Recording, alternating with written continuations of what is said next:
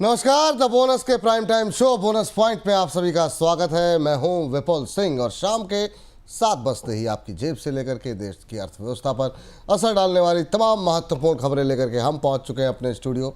और इन खबरों के विश्लेषण के लिए हमारे साथ जुड़ चुके हैं द बोनस के संपादक अंशुमान तिवारी जी। अंशुमान सर, बहुत बहुत स्वागत आपका। धन्यवाद विपुल, आपका भी स्वागत है। तो अंशुमान सर के साथ आज की खबरों का विश्लेषण शुरू करें उससे पहले आपको बता देते हैं आज कौन सी वो खबरें हैं जो कि हमारे इस खास कार्यक्रम का हिस्सा बन पाएंगी, जिन्होंने अपनी जगह बनाई है इस कार्यक्रम में। नजर डालते हैं ऑन द शो पर। तो बोनस पॉइंट पे आज सबसे पहले बात करेंगे जीवन बीमा से जुड़ी हुई खबर के साथ। जीवन बीमा कंपनियों ने बीमा पॉलिसी का औसत टिकट साइज बढ़ा दिया है। समझने की कोशिश होगी कि आखिर में इसके मायने हैं क्या। इसके बाद सरकार की उड़ान स्कीम को लेकर के बात करेंगे। इस स्कीम के तहत हवाई यात्रा करने वाले यात्रियों की संख्या लगातार घटती जा रही है। बीते 3 साल में ये आंकड़ा आधे से ज़्यादा घट गया है। अगली खबर टेलीकॉम टैरिफ को लेकर के है। इस तरह की आशंकाएं जताई जा रही हैं कि टेलीकॉम कंपनियां आगे चल करके टैरिफ बढ़ा सकती हैं और हाल ही में रिलायंस जियो तथा भारती एयरटेल की तरफ से हुई बढ़ोतरी को इसकी शुरुआत भर माना जा रहा है। क्या है इसके मायने और कितनी बढ़ोतरी हो सकती है, डिटेल में करेंगे बातचीत। अगली खबर बैंकों के बढ़ते एनपीए की वजह से उनकी प्रोविजनिंग में हुई बढ़ोतरी से जुड़ी हुई है। जानेंगे कि प्राइवेट बैंकों के एनपीए की प्रोविजनिंग लगातार क्यों बढ़ती जा रही है। इसके बाद बात करेंगे राज्यों पर बढ़ते कर्ज के बोझ को लेकर के। कई राज्य ऐसे हैं जिनकी की डेट जीडीपी रेशियो राष्ट्रीय औसत से बहुत ऊपर है और उनके लिए कर्ज जुटाने की लागत में लगातार बढ़ोतरी हो रही है। अंशुमान सर से समझने की कोशिश होगी कि ऐसा क्यों हो रहा है और आखिर में अमेरिकी सेंट्रल बैंक फेडरल रिजर्व के चेयरमैन के बदलते हुए सुर पर बात करेंगे। फेड चेयरमैन जेरोम पावेल अब अमेरिका में बेरोजगारी को महंगाई से बड़ी समस्या मान रहे हैं।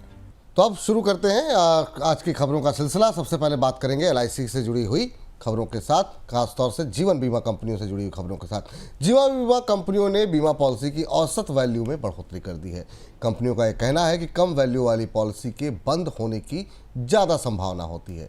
ऐसे में पॉलिसी को लंबी अवधि तक चलाने के लिए उनकी वैल्यू में बढ़ोतरी की गई है। जून अंत में एलआईसी पॉलिसी का औसत टिकट साइज पिछले साल की तुलना में 23% ऊपर है। इसी तरह एसबीआई लाइफ और एचडीएफसी लाइफ ने भी अपनी पॉलिसी का औसत टिकट साइज बढ़ा दिया है। सर, ये बीमा कंपनियां अपनी पॉलिसी का टिकट साइज क्यों बढ़ा रही हैं?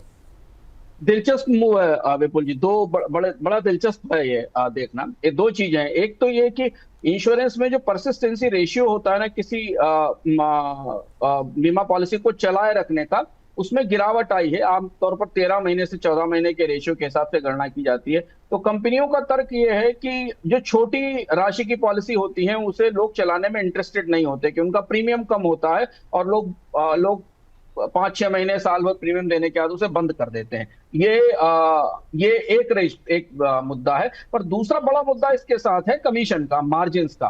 पॉलिसी जितनी बड़ी होती है एजेंट्स के लिए, सेलर्स के लिए उतने अच्छे मार्जिन होते हैं। तो इसे दोनों तरह से संभालने की कोशिश की है कंपनियों ने। एक तो ये कि साइज पॉलिसी का बड़ा होगा तो लोग पॉलिसी नहीं तोड़ेंगे, उसको चलाते रखेंगे और स्मॉलर टिकट पॉलिसीज खत्म की जाएंगी।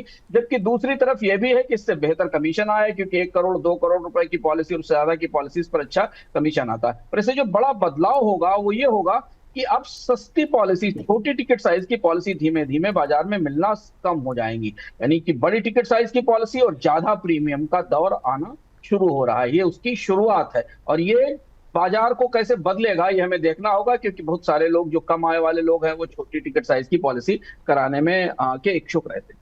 जी, इस बीच म्यूचुअल फंड निवेश में महिलाओं की भागीदारी को बढ़ाने के लिए म्यूचुअल फंड में पहली बार निवेश करने वाली महिलाओं को अतिरिक्त लाभ मिल सकता है। कैपिटल मार्केट रेगुलेटर सेबी के चेयरमैन तुहिन कांत पांडे ने म्यूचुअल फंड उद्योग के संगठन एम्फी के कार्यक्रम में इसके संकेत दिए। उन्होंने कहा कि देश में आर्थिक समावेश का लक्ष्य तभी पूरा हो पाएगा जब निवेश में महिलाओं की भागीदारी पुरुषों के बराबर होगी। सर, सेबी की कोशिशों के पीछे सबसे बड़ा कंसर्न, सबसे बड़ी चिंता आप क्या देख रहे हैं? अभी सेबी जो आंकड़े हमारे पास है ना, उस आंकड़ों के हिसाब से भारत में जो म्यूचुअल फंड का टोटल एयूएम है उसमें महिलाओं की भागीदारी केवल 33% है एज एन इंडिविजुअल इन्वेस्टर। हालांकि इसमें भी बहुत सारी ऐसी महिलाएं हैं जिनके नाम से वो एसआईपी चल रही हैं, उन अकाउंट्स को कोई पीछे से मैनेज करता है। तो अब सेबी की दो चिंताएं, एक तो चिंता ये है कि पूरा का पूरा म्यूचुअल फंड पोर्टफोलियो पुरुषों के हाथ में है, तो महिलाओं की आर्थिक सुरक्षा और सिक्योरिटी को मदद करने के लिए उनके लिए महिलाओं को ज्यादा से ज्यादा म्यूचुअल फंड का धारक बनाया जाना चाहिए। और दूसरा ये कि जो नया कैचमेंट आने की जरूरत है, 5.5-6 करोड़ के आसपास म्यूचुअल फंड के यूनिक एसआईपी हैं, उन्हें आगे बढ़ाने के लिए नए बाजार को इस दायरे में लाना पड़ेगा जिनमें महिलाओं को इसके साथ जोड़ना जरूरी है। वो किस तरीके की रियायत होगी, लेकिन म्यूचुअल फंड उद्योग काफी उत्सुक है इसको लेकर, और हम करीब से फंड उद्योग में लोगों से बात कर रहे हैं। महिलाओं को लेकर काफी सक्रियता, उत्सुकता भी है, अलग अलग तरीके के प्रयास भी किए जा रहे हैं। कैसा इंसेंटिव दिया जाएगा, किस तरह से सेबी इसमें रियायत देगी, सिप करने में फंड मैनेजर्स को सेबी के पास डायरेक्ट क्या टूल्स है, ये देखना होगा। दूसरी बात एक और थी जो सेबी चेयरमैन ने कही, वो 250 रुपए की सिप को लेकर थी। उन्होंने कहा कि इसको लोकप्रिय बना के हर घर तक पहुंचाने की कोशिश की जानी चाहिए। तो 250 रुपए की सिप की चर्चा पिछले 2 साल से 2.5 साल से है म्यूचुअल फंड इंडस्ट्री में, लेकिन वो म्यूचुअल फंड बहुत उत्सुक नहीं दिखते हैं क्योंकि इसकी जो मैनेजमेंट की कॉस्ट है बहुत ज्यादा है और टिकट साइज बहुत छोटा है। तो यहाँ भी हमें लगता है आने वाले दिनों में सेबी की तरफ से कुछ प्रमुख घोषणाएं होने की संभावना है। जी, इस बीच देश के आम नागरिकों तक यात्रा के लिए हवाई सेवा की पहुंच बढ़ाने के लिए 9 साल पहले शुरू हुई उड़ान सेवा के तहत यात्रा करने वाले यात्रियों की संख्या लगातार घटती जा रही है। वित्त वर्ष 2024-25 के दौरान इस सेवा के तहत सिर्फ 14.1 लाख लोगों ने हवाई यात्राएं की हैं, जो कि वित्त वर्ष 2021-22 की तुलना में 57% कम है। और वित्त वर्ष 2023-24 की बात करें तो उसकी तुलना में 24% कम है। सर, ये उड़ान के तहत यात्रियों की लगातार घटने की आप क्या बड़ी वजह देख रहे हैं? और दूसरा, ये आखिर में तमाम कोशिशों के बावजूद ये योजना चल क्यों नहीं पाई? ये एक महत्वपूर्ण संकेत हो सकता है भारत के मध्य वर्ग की खपत क्षमता का, क्योंकि जो उड़ान स्कीम लाई गई थी उसमें जो 600 के आसपास, जैसा हम आंकड़े बताते हैं शुरुआती तौर पर, करीब 600 के आसपास ऐसे रूट्स थे जिन्हें इसमें जोड़ा गया था। और इसमें भी वो हवाई अड्डे या वो शहर थे जहां पर आमतौर पर रेगुलर लोग या रेगुलर बड़ी उड़ानें नहीं जाती, और इसीलिए इसका नाम उड़े देश का आम नागरिक उड़ान रखा गया था। लेकिन अभी जो परिस्थिति है उसमें जो टोटल 57% के आसपास लोगों की संख्या, यात्रा करने वालों की संख्या में कमी आई है, और उड़ानें भी कम हुई हैं क्योंकि यात्री नहीं है तो एयरलाइंसेज उड़ानें भी उस हिसाब से नहीं चला रहे हैं। दो बड़ी समस्याएं, एक तो जो अनिश्चितता है इन छोटे एयरपोर्ट्स पर विमानों उड़ानों के आने में, उड़ानों के कैंसिल होने की संख्या, क्योंकि अगर पर्याप्त यात्री नहीं होते हैं तो उड़ानें लेट होती हैं, एयरलाइंस उन उड़ानों को रद्द करती। इसलिए रिलायबिलिटी नहीं है कि आप किसी छोटे शहर के लिए नियमित उड़ान उसी तरह से पा जाएंगे जैसे कि आप दिल्ली से प्रमुख शहरों के लिए पा जाते हैं कि मुंबई और बैंगलोर और कोलकाता के लिए। तो पहली चीज तो ये उड़ान निर्धारित नहीं कर पाया क्योंकि पैसेंजर्स का ट्रैफिक नहीं है, और दूसरा ये कि लागत और कॉस्ट का एक इशू था। सस्ती नहीं थी उड़ान छोटी यात्रा में, और प्रतिस्पर्धी वाहन जो उपलब्ध है ट्रेन या रोड से, उसमें ज्यादा बेहतर रेट्स मिलते थे लोगों को। तो इसलिए इसकी सफलता अब और ज्यादा संदिग्ध हो गई है। करीब करीब 80% जो 92 एयरपोर्ट इसमें रखे गए थे जिनको जोड़ा गया था, उसमें 80% एयरपोर्ट पर बहुत न्यूनतम एक्टिविटीज हैं, मतलब उनमें बहुत ज्यादा उड़ानें नहीं है। जी, इस बीच सर, टेलीकॉम कंपनियों की अगर हम बात करें तो टेलीकॉम कंपनियां आने वाली 2-3 तिमाही में टेलीकॉम दरों में बढ़ोतरी कर सकती हैं। रिपोर्ट के मुताबिक हाल ही में रिलायंस जियो और भारती एयरटेल की तरफ से एंट्री स्तर के पैक में की गई बढ़ोतरी भविष्य में अतिरिक्त टैरिफ बढ़ोतरी की शुरुआत है। लंबे समय के बाद टेलीकॉम कंपनियों ने पिछले साल टैरिफ बढ़ाए थे, जिससे कि उनके आरपूस में सुधार हुआ है और उनके मार्जिन भी बेहतर हुए हैं। इसी को देखते हुए कंपनियां भविष्य में भी बढ़ोतरी कर सकती हैं। सर, अभी अगर देखा जाए तो टेलीकॉम कंपनियों की वित्तीय स्थिति कैसी दिखाई दे रही है, और दूसरा, टैरिफ को लेकर के उनकी क्या तैयारियां दिखाई दे रही है?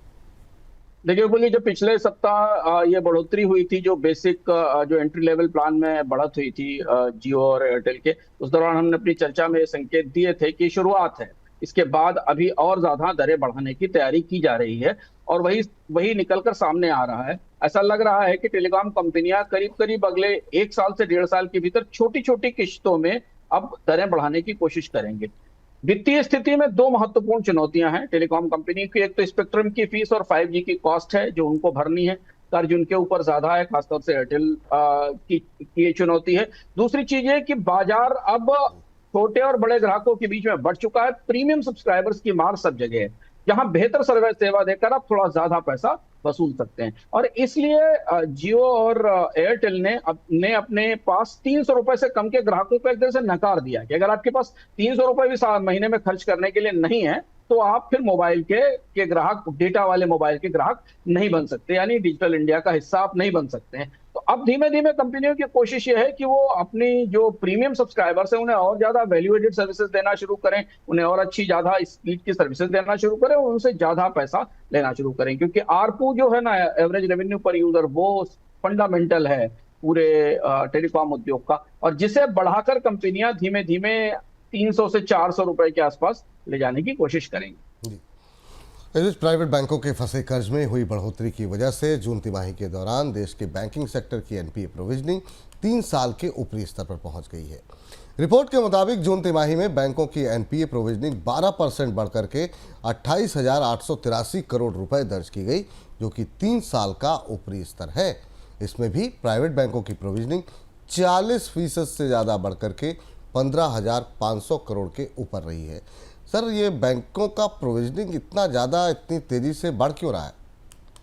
ये बिल्कुल जी, हम लोग सबसे ज्यादा इस पर चर्चा करते हैं अपने कार्यक्रम में, बोनस पॉइंट में, और लगातार हर 15 दिन में कोई ना कोई ऐसी सूचना, जानकारी हमारे पास आती है जो बताती है कि बैंकों की चुनौतियां बढ़ रही हैं। और याद हम लोगों ने पिछले दिनों जब चर्चा की थी तब भी ये कहा था कि बैंक्स के ऊपर दबाव, और इस क्वार्टर के नतीजे चिंताजनक है। एनपीए प्रोविजनिंग करीब करीब 12% बढ़ी हुई, जिसमें प्राइवेट सेक्टर की प्रोविजनिंग और ज्यादा बढ़ी है।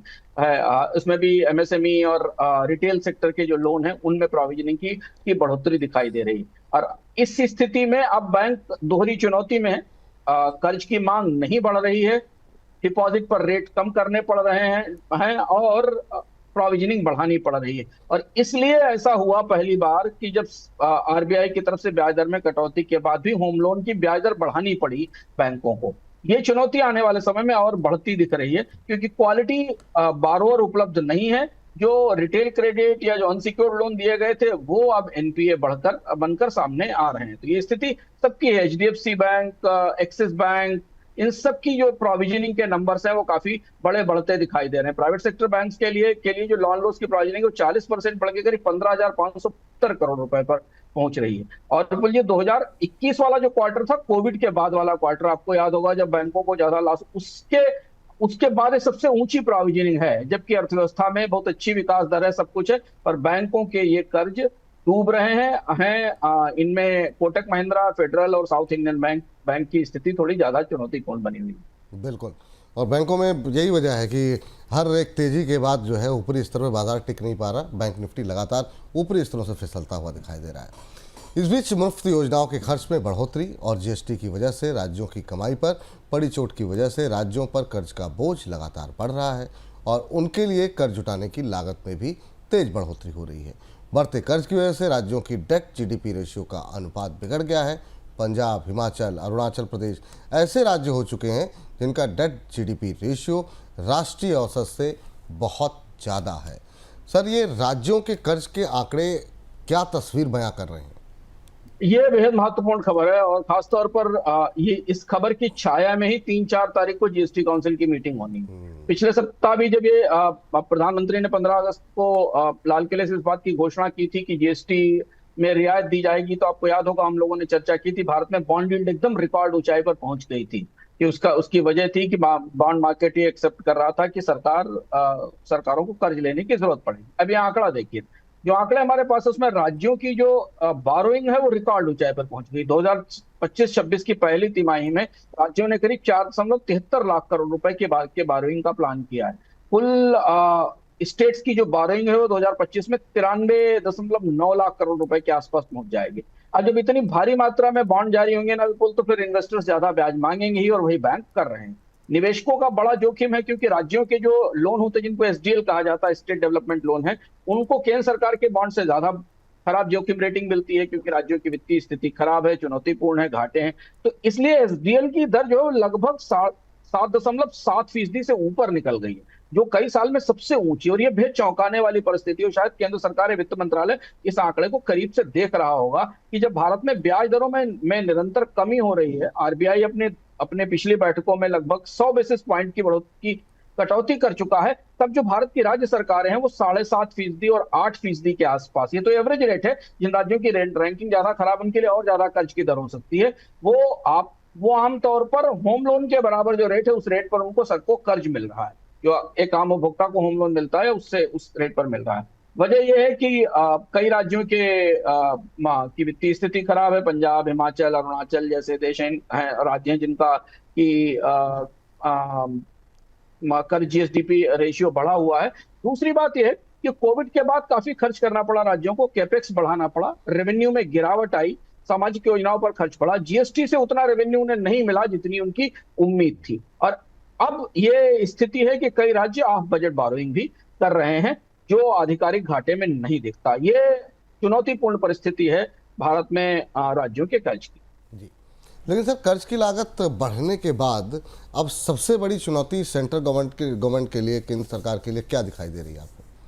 जैसा मैंने शुरुआत में कहा, सबसे बड़ी चुनौती होगी राज्यों को जीएसटी में रियायत के लिए, कटौती के लिए राजी करना। राज्यों की बैलेंस शीट सामने खुली हुई है। जब राज्य 8% के आसपास कर्ज ले रहे हैं, राजस्व में जबरदस्त गिरावट है, जीएसटी से उनका रेवेन्यू नहीं बढ़ा है, तो राज्यों को राजी कैसे किया जाएगा कि वो जीएसटी में उस लेवल की कटौती करें जिस तरीके की बातें की जा रही हैं, चर्चा की जा रही है कि 2 स्लैब्स लाए जाएंगे, उन स्लैब्स में मैक्सिमम प्रोडक्ट्स को लाया जाएगा। तो जो लॉसेज होंगे टैक्स कट से राज्यों को और केंद्र को, उन्हें कौन बियर करेगा, उन्हें कौन उठाएगा?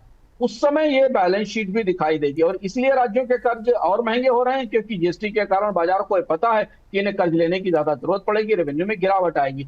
यहां से सरकार की चुनौती बढ़ जाती है, क्योंकि उसे केंद्र अब दोबारा जीएसटी को पुनर्गठित करने के लिए या कटौती करने के लिए राज्यों के लिए बेल आउट पैकेज बनाना ही होगा। वो bail out package GST council की बैठक में आएगा, तभी राज्य पर सरकारों को उस पर सहमत किया जा सकता है, जो चुनौतीपूर्ण काम है केंद्र सरकार के लिए। इसलिए हम लोग जो चर्चा सरकार के भीतर चल रही है वो यही है कि राज्यों को कैसे तैयार किया जाए। विस्तार से हम लोगों ने इस बार अर्थम में इस पर बात की है और बताया कि कितने की पैकेज की जरूरत है, क्या जरूरत होगी और कैसे राज्यों को राजी किया जा पाएगा। तो जिन लोगों ने उसको नहीं देखा वो जाकर देख भी सकते हैं आप बोनस की प्लेलिस्ट पर।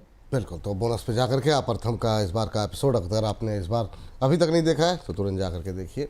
लेकिन इन सबके बीच में अमेरिकी सेंट्रल बैंक फेडरल रिजर्व के चीफ जेरम पावेल के बयान पहले के मुकाबले अब काफ़ी बदलने लगे हैं। पिछले हफ्ते हुए फेडरल रिजर्व के सालाना कार्यक्रम जैक्सन हॉल इवेंट में जेरम पावेल ने अमेरिका में बेरोजगारी को महंगाई से बड़ी समस्या माना है। पावेल ने माना कि अमेरिका में नौकरियों की ग्रोथ स्थिर हो गई है। पावेल के इस रुख से बाजार अनुमान लगा रहा है कि भविष्य में अमेरिकी सेंट्रल बैंक की तरफ से ब्याज दरों में कटौती हो सकती है।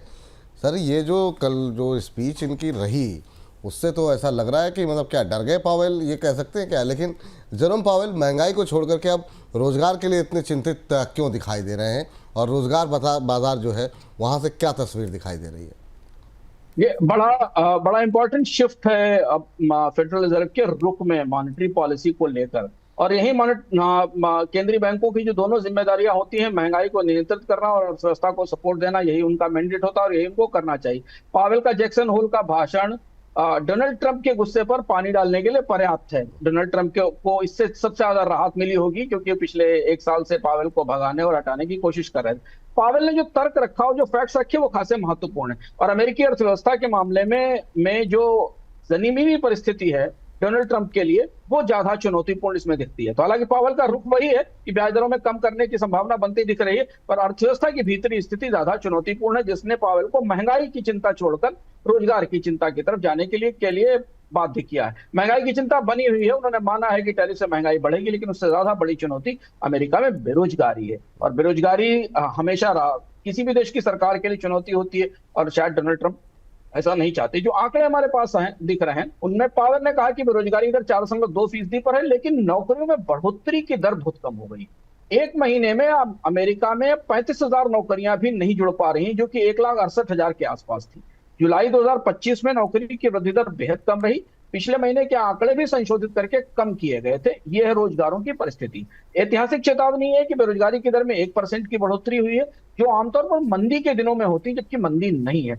और इसलिए फेडरल रिजर्व के लिए और अर्थव्यवस्था के लिए खतरे की घंटी है कि अगर रोजगारों के मामले में कोई इंटरवीन नहीं किया गया तो अर्थव्यवस्था में स्टैगफ्लेशन या गंभीर मंदी का खतरा दिखाई देता है। और भी आंकड़े आए जिन आंकड़ों ने पावेल को इस बात के लिए प्रेरित किया। जुलाई 2024 से जुलाई 2025 के बीच में 12 लाख लोग लेबर फोर्स से बाहर हो गए, जो पीएलएफएस का सर्वे आता है वहां से वो बताता है। इसकी बड़ी वजह ये थी कि एक तो रिटायरमेंट बढ़ रहे हैं, दूसरा युवा श्रमिकों की कमी है, और अमेरिका से डिपोर्टेशन चल रहा है, तो बाहर के कर्मचारी, श्रमिक या लोग काम नहीं कर रहे हैं, इस वजह से भी कर्मचारियों की कमी है। श्रमिकों की चुनौती लगातार बढ़ रही है। बेरोजगारी दर स्थिर रखने के लिए आमतौर पर 50,000 महीने औसतन नौकरियां चाहिए अमेरिका को। पहले 1,10,000 के आसपास थी औसत। लाखों लोग नौकरी तलाशना छोड़ भी रहे हैं, जो आत्मविश्वास में कमी दर्शाता है।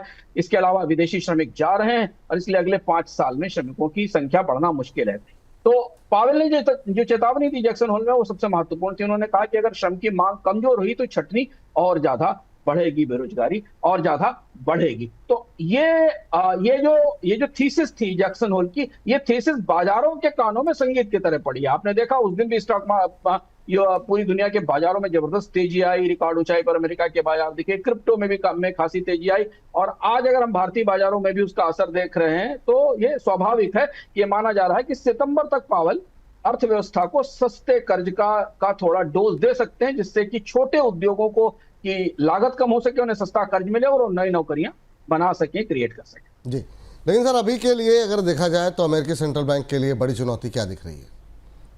अमेरिकी सेंट्रल बैंक के लिए चुनौती है कि ये जो इकोनॉमिक स्लोडाउन सेट इन हो चुका है, बेरोजगारी का स्लोडाउन सेट इन हो चुका है, इसे रिवाइव करने में 6 महीने 8 महीने लग जाएंगे, और सिर्फ एक बार की कटौती से काम नहीं चलेगा। सिर्फ एक कट से नहीं, कम से कम 2 या 3 रेट कट करने पड़ेंगे अमेरिका में, तब जाकर वो सस्ता कर्ज हो पाएगा। लेकिन इस बीच महंगाई मौजूद है, टैरिफ का असर आना शुरू हो रहा है, और वो टैरिफ का असर हमें महंगाई के आंकड़े पर दिखाई देगा। अगला जो महंगाई का आंकड़ा आएगा वो पावेल की इस थीसिस के लिहाज से सबसे महत्वपूर्ण है। तो पावेल को इन दोनों चीजों के बीच संतुलन बनाने की कोशिश करनी होगी। हालांकि पावेल की तरफ से कहा गया कि स्टैगफ्लेशन नहीं है, लेकिन अगर महंगाई बढ़ती है, जिसकी बढ़ने की संभावना वैसे भी फेडरल रिजर्व का जो अपना कंफर्ट लेवल है उससे महंगाई ऊपर है, और टैरिफ के असर से आने वाले समय में बढ़ेगी, तो ये बड़ा मुश्किल होगा फेडरल रिजर्व के लिए कि वो कौन सी एक बीमारी का इलाज करे, क्योंकि उसके पास दवा एक ही है, चाहे ब्याज दर घटाए या ब्याज दर बढ़ाए या ब्याज दर स्थिर रखे। तो ये दुविधा है फेड की, सबसे बड़ी बेरोजगारी बड़ी समस्या है अमेरिका में, वो हमें दिख रहा है। अब फेडरल रिजर्व कैसे ये बैलेंस करेगा, इस पर सबकी निगाहें रहेंगी। जी, इस बीच अमेरिकी टेक कंपनी इंटेल में अमेरिकी सरकार की हिस्सेदारी खरीदने को वहां के प्राइवेट सेक्टर में सरकार की बढ़ती दखल के तौर पर देखा जा रहा है। पिछले हफ्ते ही अमेरिकी राष्ट्रपति ट्रंप ने इंटेल में 10% हिस्सेदारी खरीदने की घोषणा की थी। हालांकि हिस्सेदारी के लिए अमेरिकी सरकार ने कोई पैसा खर्च नहीं किया है, बल्कि कंपनियों को पहले दी गई ग्रांट्स को ही हिस्सेदारी में बदला है। इस डील के बाद अमेरिकी सरकार इंटेल के सबसे बड़े हिस्सेदारों में शामिल हो गई है। सर, इंटेल का संकट क्या दिखाई दे रहा है, क्या है इंटेल संकट? देखिए, किसी जमाने में दुनिया के 80% बाजार पर सर्वर और जो पीसी प्रोसेसर्स हैं उनके बाजार पर 80% हिस्सा रखने वाली इंटेल गहरे संकट में है। मतलब इंटेल इनसाइड की जगह इंटेल आउटसाइड कहा जा रहा है अब अमेरिका में। जो Intel inside famous jingle slogan था, क्योंकि इंटेल की आर्थिक स्थिति गंभीर है। इंटेल को अपने नए चिप लाने में, जो कि पैंथर लेक 18A प्रोसेसर है, उसको लाने में समस्याएं आ रही हैं। यील्ड केवल 10% है, लागत कम है, मुनाफा टूटा हुआ है, क्योंकि प्रतिद्वंदी टीएसएमसी ने, सैमसंग ने सर्वर चिप्स में बढ़त बना ली है। इंटेल के चिप्स देर से आ रहे हैं और उनकी परफॉर्मेंस अच्छी नहीं है, तो इसलिए बाजार गंवा रही है। इंटेल की फाउंड्री को ग्राहक भी नहीं मिल रहे हैं, कई बड़े ग्राहक इंटेल को छोड़कर टीएसएमसी के पास चले गए। यहाँ तक कि इंटेल को अपने चिप्स भी कहीं आउटसोर्स करने पड़ रहे हैं। इसलिए आप आंकड़े देखिए, 2025 की दूसरी तिमाही में इंटेल को करीब $209 बिलियन का नुकसान हुआ, छटनी करनी पड़ी, शेयर गिरा है, 100 बिलियन से ज्यादा की इन्वेस्टमेंट योजनाएं रुकी हुई और पिछड़ी हैं। जर्मनी और पोलैंड के प्रोजेक्ट फंस गए हैं, बाजार में प्रतिस्पर्धा ज्यादा है। बाजार में खतरा है कि इंटेल अब संकट में है और मुश्किल में फंस सकती है। लेकिन सर, ट्रंप का बेलआउट क्या बचा पाएगा इंटेल को?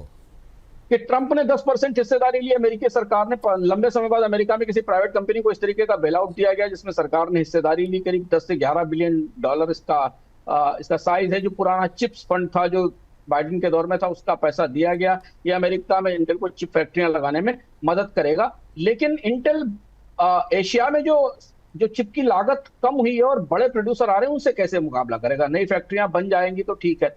इंटेल को ट्रंप का और भी समर्थन चाहिए होगा कि सरकारी ग्राहक इंटेल के चिप खरीदना शुरू करें, पर बाजार में प्रतिस्पर्धा और अच्छे चिप उपलब्ध होंगे तो लोग क्यों जाएंगे। तो समस्या नए ग्राहक जुटाने की है, और सरकारी हस्तक्षेप बढ़ने के बाद कई सारे बाजारों में, भविष्य दुनिया के बाजारों में इंटेल को चुनौती भी हो सकती है। तो फिंगर्स क्रॉस्ड है, देखना होगा अगले 6 महीने के भीतर की इंटेल की परिस्थिति क्या है, पर ये कंपनी गंभीर मुश्किल में पड़ी थी।